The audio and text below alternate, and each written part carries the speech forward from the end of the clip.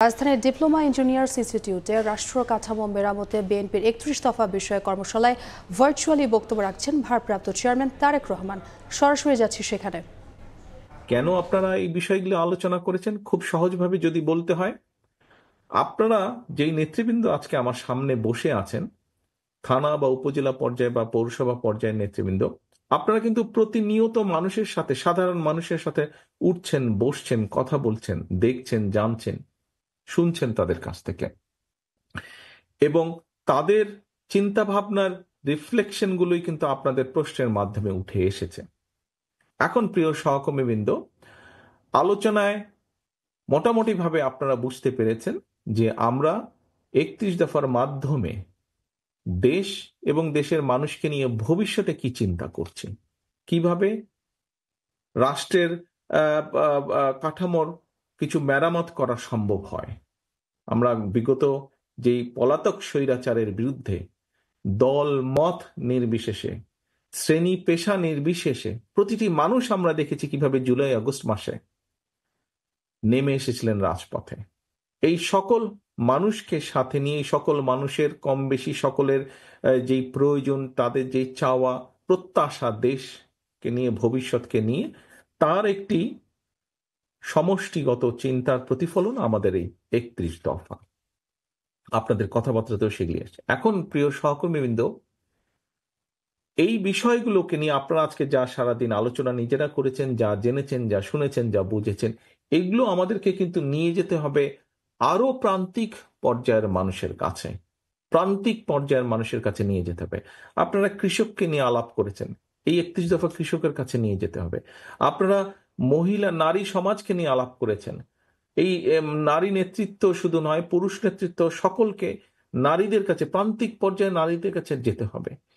আপনারা আলাপ করেছেন মিল কারখানার শ্রমিকদেরকে নিয়ে, তাদের কাছে যেতে হবে। শিক্ষা নিয়ে আলাপ করেছেন, ছাত্র এবং শিক্ষকদের কাছে যেতে হবে। অর্থাৎ সমাজের প্রতিটি শ্রেণীর ব্যাপারে আপনারা আলাপ করেছেন, তাদের কাছে যেতে হবে। কারণ আমাদের মূল লক্ষ্য বা টার্গেট, আমরা যখন অতীতে, অর্থাৎ বিএনপি বাংলাদেশ জাতীয়তাবাদী দল শহীদ রাষ্ট্রপতি জিয়াউর রহমানের নেতৃত্বে এবং পরবর্তীতে দেশনেত্রী খালেদা জিয়ার নেতৃত্বে আমরা যতবার দেশ পরিচালনার সুযোগ পেয়েছি বাংলাদেশের জনগণের সমর্থনকে নিয়ে, আমরা প্রতিবার চেষ্টা করেছি এই দেশের মানুষের ভাগ্যের পরিবর্তন ঘটাতে, দেশটাকে এগিয়ে নিয়ে যেতে আমরা চেষ্টা করছি মানুষের যাতে কিছুটা বেটার থাকে, মানুষ কিছুটা ভালো থাকে। প্রিয় সহকর্মীবৃন্দ, আমি প্রায় একটি কথা বলি, আজকেও আপনাদের সামনে তুলে ধরতে চাই কথাটি। আপনাদের সাথে বিভিন্ন সময় বিভিন্ন পর্যায়ে আমার মিটিং হয়েছে বা কথাবার্তা যখন হয়েছে, ভিউজ এক্সচেঞ্জ হয়েছে, আপনারা আপনাদের বক্তব্যের এক পর্যায়ে প্রায় প্রত্যেকটা নেতাকর্মী কিন্তু, সেটি যে বিভাগ পর্যায়ে, জেলা পর্যায়ে, থানা পর্যায়ে, ইউনিয়ন পর্যায়ে, যখনই কথা হয়েছে একটি কথা বলেছেন, বাংলাদেশের মানুষ তাকিয়ে আছে বিএনপির দিকে, বা বিএনপির কাছ থেকে তাদের ভালো বড় কিছু প্রত্যাশা। প্রিয় সহকর্মীবৃন্দ, কোটি কোটি মানুষের যখন প্রত্যাশা থাকে, তখন সেই দায়িত্বটি কিন্তু অনেক বড় থাকে।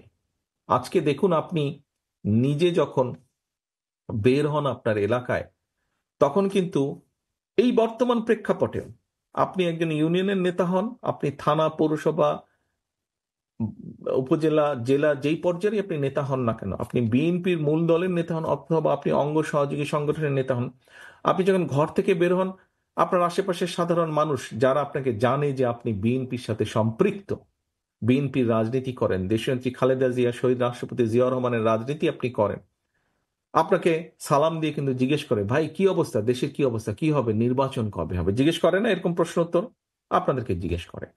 আপনারা যারা মিল কারখানা পরিচালনা করেন, আপনাদেরকে আপনাদের অন্য মিল কারখানার মালিক, তাদের সাথে দেখা হলে জিজ্ঞেস করে, কি ভাই কি অবস্থা, দেশে নির্বাচন কি হচ্ছে, নাহলে তো ব্যবসা বাণিজ্য ঠিকভাবে হচ্ছে না, সবকিছু থেমে আছে। অর্থাৎ আপনারা যারা শিক্ষকতা করেন, অন্য সহকর্মীবৃন্দ আপনাদের জিজ্ঞেস করে, কি ভাই কবে নির্বাচন হবে, কিভাবে কবে হবে। কেন আপনাদেরকে জিজ্ঞেস করে? আর তো কাউকে জিজ্ঞেস করছে না, অন্য কাউকে জিজ্ঞেস করছে না, কিন্তু আপনাকে জিজ্ঞেস করছে, আপনি বিএনপির নেতা হিসাবে আপনাকে জিজ্ঞেস করছে, বা বিএনপির কর্মী হিসাবে আপনাকে জিজ্ঞেস করছে। এ কারণেই জিজ্ঞেস করছে, কারণ প্রত্যাশাটাই আপনাদের কাছে, প্রত্যাশাটাই আপনাদের কাছে। তারা মনে করে যে হ্যাঁ, কিছু ভালো কিছু করতে পারলে বিএনপি করতে পারবে। অধিকাংশ মানুষের, আমি বলছি না 100%, বাট দেশের অধিকাংশ মানুষের এরকমই প্রত্যাশা, এরকমই বিশ্বাস, এরকমই ধারণা। এখন সহকর্মীবৃন্দ, আপনারা এখানে উপস্থিত প্রত্যেকে এক একজন রাজনৈতিক কর্মী। একজন রাজনৈতিক কর্মী অথবা একটি রাজনৈতিক দলের সবচেয়ে বড় সফলতা কি? আমার এই প্রায় 35 বছরের রাজনীতির অভিজ্ঞতার আলোকে আমি যেটা মনে করি, একজন রাজনৈতিক কর্মী বা রাজনৈতিক দলের সবচেয়ে বড় সফলতা হচ্ছে মানুষের আস্থা অর্জন। মানুষের আস্থা অর্জন। এই যে আপনি যখন বের হন, যে কথাটি বললাম, আপনি যখন বের হন মানুষের সালাম পাচ্ছেন, আপনি দেখুন আপনার নাম যদি ধরেন, আপনার নাম কাশেম, আপনার আশেপাশে সমাজের, আপনার সামাজিকভাবে আপনার আশেপাশে অনেক কাশেম আছে। কয়জন কাশেমকে দেখলে মানুষ দৌড়ে এসে সালাম দিচ্ছে অথবা কথা বলছে? ভার্চুয়ালি বক্তব্য রাখছিলেন বিএনপির ভারপ্রাপ্ত চেয়ারম্যান তারেক রহমান। আমরা এতক্ষণ সরাসরি যুক্ত ছিলাম সেখানে।